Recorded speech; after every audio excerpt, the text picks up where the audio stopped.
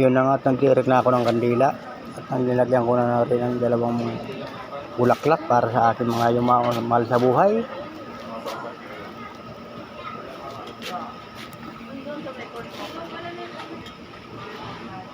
Ayun po,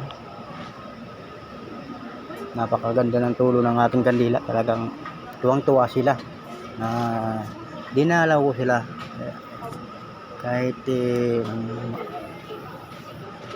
sa loob ng isang taon isang beses lang, kasi alam mo naman nila na busy ako sa trabaho.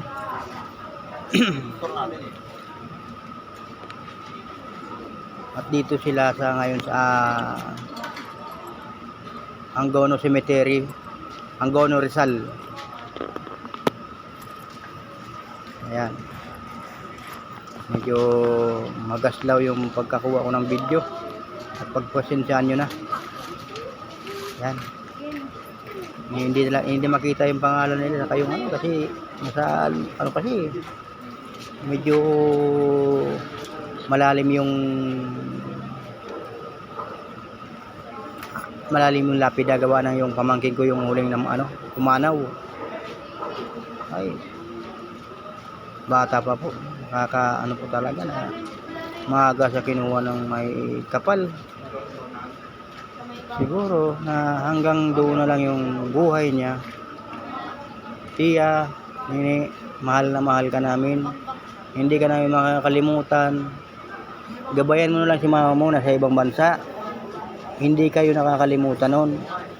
Saka ni Kuya Mubarak, gabayan niyo si mama, si lola, si tito, at si ate mo, si kuya mo, gabayan nyo, bantayan nyo, kasi kayo na yung anghel namin gabayan nyo kami, pati mga pinsan mo, gabayan mo na sana tuloy-tuloy na yung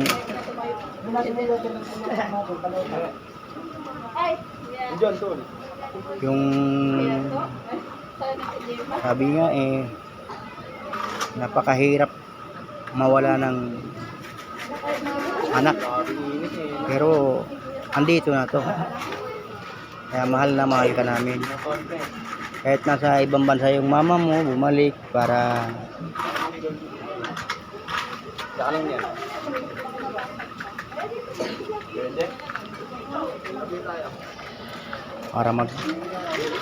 hanap buhay para sa natitira mong dalawang magkapatid, Kuya Buknoy at si Ate Ubaknit. May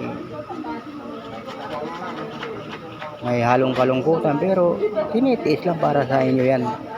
Kahit nasa kabilang buhay na kayo, mahal na mahal namin kayo, Kuya Mubarak.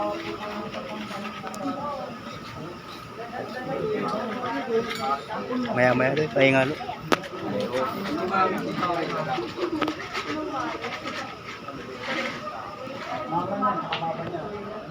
Yan nga,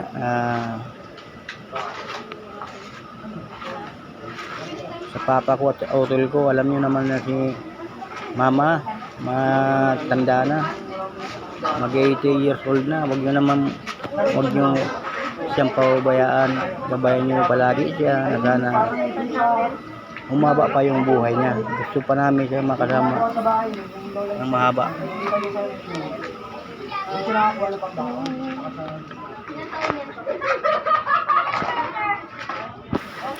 Gusto pa namin makasama yung mama namin ng mahabang buhay.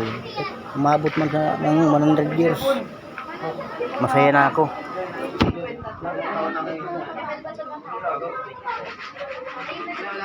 Mama, andito lang kami mga kapatid, ang mga anak mo, mga apo mo, andito lang kami.